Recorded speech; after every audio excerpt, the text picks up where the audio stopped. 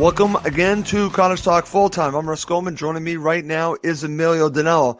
This is our initial reaction show to Fulham's 3-0 loss in the FA Cup to Burnley. And listen, we're not going to be doing a long show here. We're just going to really go for initial reactions, and we're going to bring up some topics, and we're just going to talk about this loss, Emilio. I also want to mention that right now we've just unleashed the brand new Cottage Talk YouTube channel. You'll see the scroll beneath, and please do feel free to subscribe to the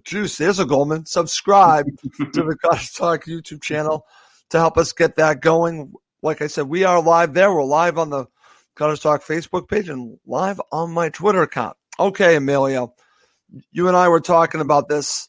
Let's just start here, okay? Because I have a couple of topics for the Fulham supporters, and then, of course, I want to get one from you. If you're watching live, wherever you're watching live, feel free to comment on these two topics. Here we go. All right, Emilio, let's start here. How disappointed are you with this loss? The follow-up topic is this.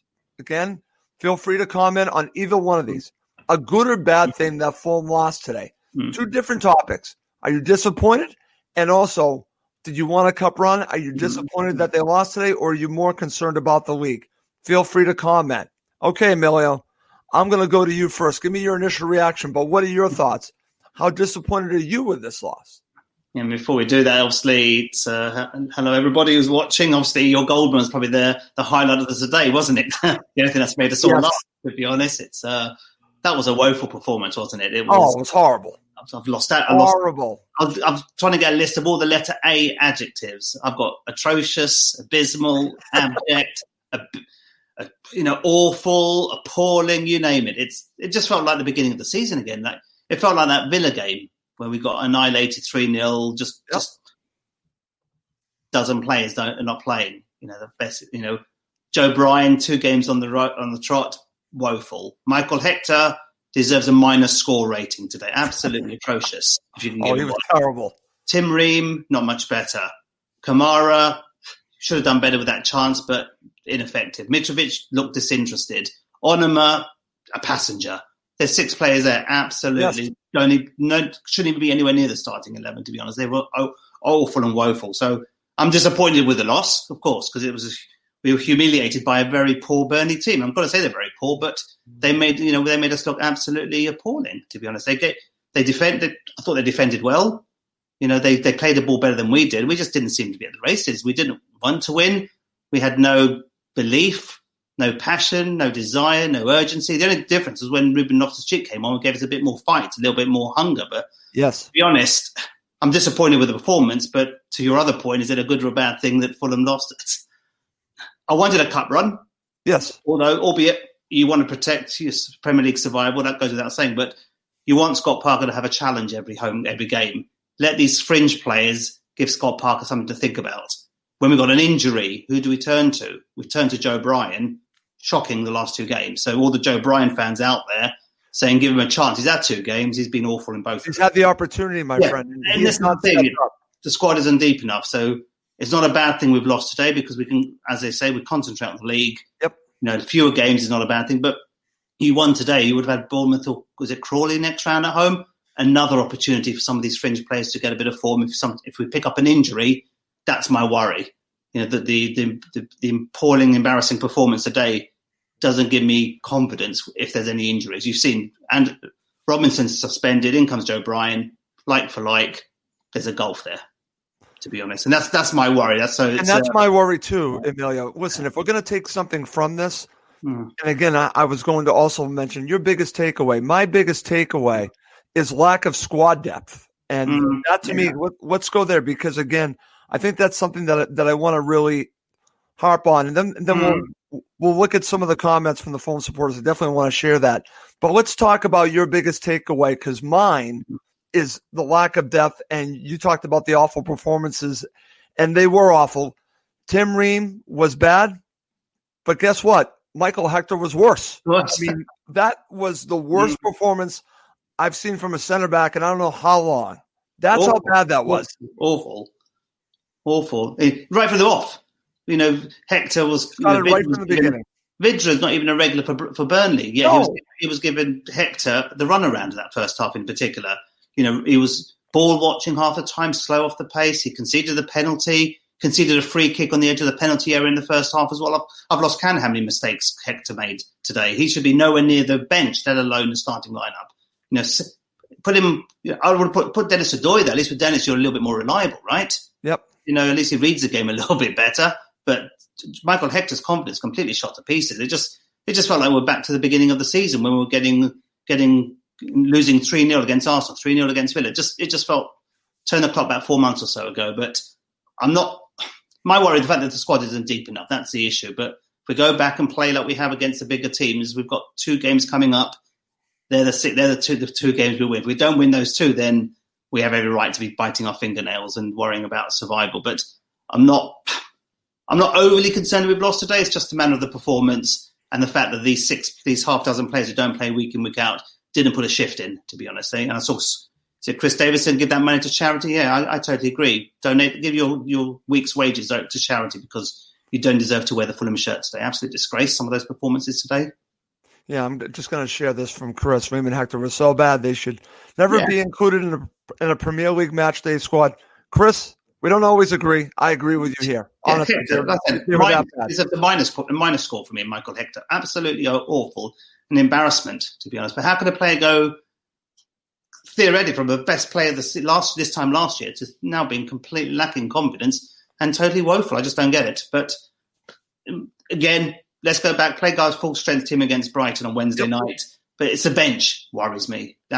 These players are bench players, and Anderson picks up an injury. Robinson picks up an injury. Toasty picks up an injury. Who's going to cover for these guys here today? They're all as bad as each other. Yes, and that's why I want to share this. This is from my friend Benjamin Bird. Does this show us why Ariel must start and go? It does, but I want to talk a little bit more about this, Emilio, because we're talking about this goes back to lack of depth. Was this more to do with Marek Rodak, or was he nervous because he was playing with Tim Ream and Michael Hector? Yeah, exactly. So I think it's cause and effect. I think Rodak's play has more to do with those 2 players. I thought Tosin was fine. Again, he's one part of this 3. But when it just shows you when you don't have Anderson in there, don't have Aina in there as well, it's not as effective. And the announcer kept saying how much better Fulham were when they went to this new system. Well, this just proves you have to have the players to play it, Emilio. Yeah. Exactly. I think that Rogic should have done better with the 3rd goal. He should have just palmed it over and just conceded the corner from that. But overall, I thought, like I said, he had play when you've got Hector and Ream in front of you, constantly making mistakes, giving a ball away cheaply. You're bound to be on your toes for 90 minutes, to be honest. So I think Rogic didn't have the best of games, admittedly, but he made a couple saves. He made a couple of decent saves. But you wouldn't ask him to retain his jersey for the Premier League. Obviously, Areola's key to us. It's not the goalkeeping position I'm worried about. Where I am worried about is those central defenders and your fullbacks. Again, Joe Bryan, he had ample opportunity today to venture forward, get some crosses in. Mitrovic was there, utilise him. What service did Mitrovic have today? Admittedly, he looked disinterested, but Joe Bryan's crossing was shocking, and he was also at fault for the first goal as well. Yep. Grossly out of position, simple cross into the box, and the 2 central defenders didn't defend it. So it's a catalogue of disasters, really, from all our fringe players. So overall, we didn't deserve anything from the game, but it is what it is, right? In the Premier League survival, let's focus on that next week game. Let's get a striker or 2 in this week, and maybe we've got an opportunity to stay in the league. But I'm not going to let this game change my view that there is still enough games for us to win in the Premier League. This was a cup game, weaker squad, but we always knew that our depth wasn't strong enough. So nothing's changed for me. It just proves that those fringe players are not good enough to start. That's all that today's game told me. Okay, very good. And it's funny, we're not going to break this down. I don't even want to talk about the goals from Burnley because, I just think that's more of a waste of our time. We want to talk about exactly what's going on with Fulham, the big picture situation. How much does this affect them moving forward? So, again, coming up next, we're going to focus on 2 topics. How disappointed are you with the Fulham loss? If you're watching live, feel free to share your thoughts on that. And also, is it a good or bad thing that Fulham lost today? If you're more concerned about the league, I understand that. Did you want a cup run? What are your thoughts on that? Is it a good or bad thing in the long run for Fulham that they lost today? It's just an interesting topic, and Millie and I will get to that coming up next. Okay, Emilio, let's get back into this. We got a ton of comments, my friend, a ton. Let's And, a few of these up. Let's talk. Yeah, let's see. Here's something, and again, a ton from. They just keep coming. I can't even keep up with them because I'm about to share, and then of course we have more comments. But I want to share this one right here. This is from my friend Tony Gold here. Mm-hmm. Gents, that performance was insulting to every fan and every Fulham fan. I want to also mention, and I just want to mention because I don't think my friend Chris is going to care too much, but my friend Chris Davidson was very upset because he thought this was an embarrassing performance and that it does matter. I said, in the long run, I'm thinking to myself, it doesn't matter, but he doesn't like to see Fulham get embarrassed. What are your thoughts about that? Yeah. About what Tony, and then, of course, what Chris had shared to me. Yeah, of course it is. Nobody wants to see their team lose. I've been supporting this club for over 40 years. For more years than some of the people on the show have actually been bought, man of the years that they've lived. So I've been seeing this club for many, many years through more darker times than we're seeing at the moment. So, yeah, it's an abysmal performance.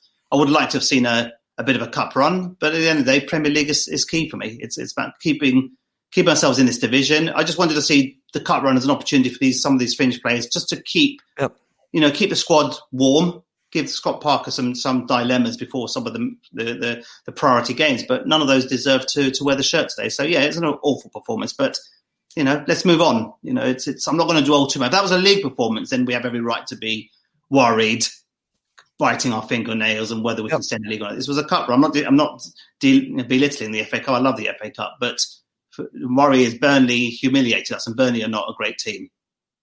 Right. I want to share this because you mentioned this as well. We're focusing on several players. We're obviously on Ream and Hector, but you've already mentioned a little bit about Mitro. And here's the comment from our friend Chris. Mitro lumbering around, again, blaming others, doesn't contribute enough. And this has been an argument. There's been an ongoing discussion here on Cottage Talk about Mitro. So what are your thoughts about this? Yeah, he looked disinterested. I saw him giving a bollocking to Hector when the penalty was conceded. Did you see that? I don't know if you saw that. They were having some words on the edge of the penalty area there when Rodriguez stepped up to take the penalty. So yeah, he was not in the game at all, Mitrovic, was he? He's obviously not got any right to play against Brighton. I thought if he worked hard, maybe scored a goal, contributed into the game, he might have maybe started the game on Wednesday night, but I can't see him starting on Wednesday night based on that performance today. I think I think we have to see Mitrovic doesn't want to be at the club. He's got other things on his mind. Yep. His confidence is down. Things we talk about each week, but this was an opportunity for him to make a claim to start against Brighton on Wednesday night. And obviously, there's nothing of note that he did today. So he also got yellow cards as well. So what can you do? It is what it is. We keep talking about this week in, week out, but it's the other themes that we need to talk about: the lack of depth. The awful defensive, pairing of Hector and Ream. They're there for a reason on the bench or out of favour. So it's we've got a good enough starting 11 with the 2 or 3 players that can come off the bench, but it's those long-term injuries. That's what I worry about. If one of the players picks up a knock, these fringe players are going to struggle coming. Joe Bryan's a good example. I use that because he's had the opportunity to come in and he's been woeful. Okay. Let's talk about this, Emil. Let's go back because it sounds like a lot of people are disappointed with the loss because it was an embarrassing loss. And I understand that. But it's funny because I can look at this 2 ways. I'm a glass half full person. We've already done a show pretty much talking about, are you a glass half full, empty? And I'm disappointed, but I have my thoughts more on the league. You wanted a cup run, so I understand why you would be disappointed on that. And the fans feel like you, feel free to share that. But I want to talk about this one because I think this one's far more interesting than are you disappointed? A good or bad thing that Fulham lost today. Now, I'm going to come at you at a different angle that some might think that I'm crazy, but I'm going to bring this up. Fulham lost 3-0. It's embarrassing, as people have mentioned. Emilio, in a way, I think that can benefit Fulham. And I've seen this happen before because, again, this is a cup match against a team that you need to beat when you play in the Premier League. This is an incredible amount of what you can use to your, we call bulletin board material. When you lose 3-0 in embarrassing fashion to a team, you're going to want to seek revenge. And I'm just saying that in a weird way, this might benefit Fulham when they play them in the league. They're going to remember this. They're also going to have a good blueprint on what to expect. They know what to expect from Burnley. I don't like how Burnley play at all. Honestly, I cannot stand how they play. But it's effective. Give Sean Dyche all the credit in the world. But in a weird way, I think getting thrashed by Burnley might actually help Fulham when they play them in the league. I could be wrong on that, but there's a part of me that says just pour it on, Burnley, because I want them to use this as motivation when they play in the league, because those matches matter more. Yeah, absolutely. I don't disagree with you there. We've obviously still got to play them home and away, and psychologically, we will want to gain revenge. I'd rather, if I had to choose a game to beat them, I'd rather beat them in the league than in the cup. That's right. To win, obviously, you want to win both games against Burnley, but at the end of the day, I would have just seen a bit more fight. If the score was a little bit closer, if we created more chances, had a bit more belief, and if we could say at the end of the game it was a close run game, Burnley was slightly the better team, then I would say, okay, fair enough. We performed well. We just weren't good enough on the day. But we were poor from the first minute. And that's the thing, the disappointing loss, how poor we were right from the off. How many positive things can we talk about the team today? None. But again, I think they told, about fine margins. Constantino, a cup run gives inspiration. It does. And I think it's performances. We need wins. How many wins have we got now? 1 win in 10, and that was against Queen's Park Rangers in the cup. And we've talked about good performances, actually great performances, but not getting the wins, Emilio. It's a confidence. Point, they need the 3 points. We need to have some, how'd you say, positive. We need to start getting a winning mentality in that team. That's the key thing. All those good 1-1 draws, we need to start converting those draws into wins if we're going to have any chance of staying in the league. And a cup run does give a bit of confidence to the club. It lifts the club. It lifts the players. But again, it's what we take away from this game is those squad players, those fringe players aren't good enough. So we're very much relying on a sort of 14 to 16 players maximum. And if there's any injuries in those or suspensions, as we've seen with Robinson, we're missing those key players. That's the thing. Well, I'm glad that you mentioned that because, again, let's go back to the poor performances because I think we have to harp on this even more because if we're going to take anything out of this, it's lack of squad depth and the poor performances.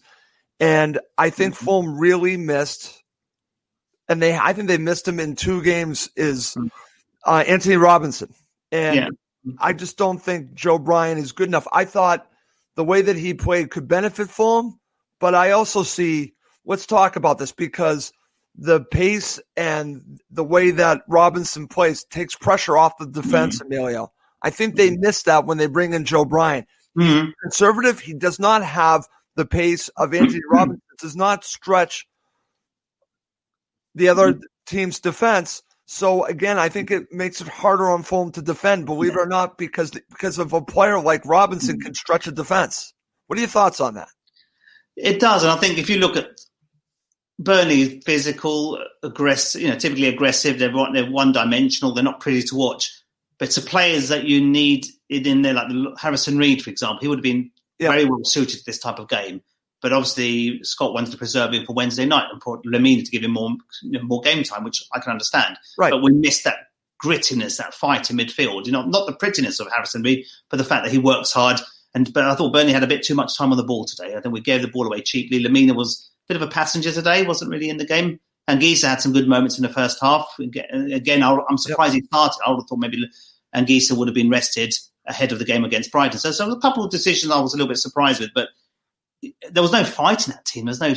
Nobody fought, no one battled, nobody wanted to grab the ball, the game by the scruff of their neck. That was disappointing. We haven't got enough quality and depth, and that's the same things we talk about. So I don't want to bore everyone with the same themes, but it's we've lost, we've been humiliated.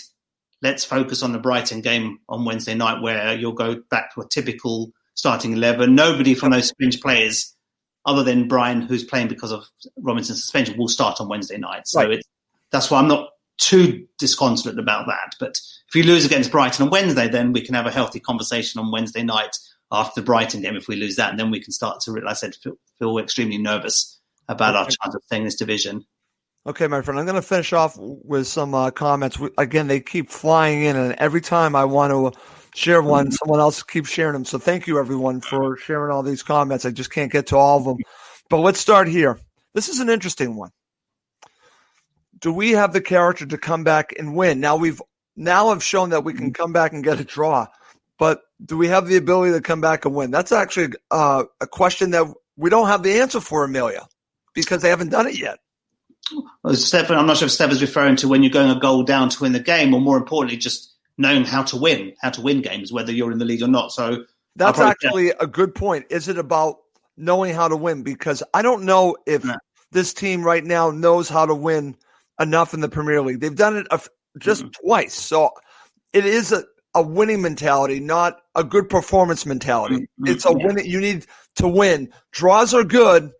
Wins are better, because if you start to win on a regular basis, it becomes infectious. Yeah. Again, like I've said it week in, week out, judge the team on the games that they are more capable of winning. We gave some of these teams a run for their money. We didn't get the results we expected. We should have got some of those games. We should have got 3 points. Right? Yep. Tottenham away, for example, I thought we should have come away with 3 points. Newcastle away, you could argue we deserved more than just a point. But it is what it is. I think the team has got enough quality if they're injury-free and we continue to play the way we've done against the big teams. But Brighton won't make it easier for us. No.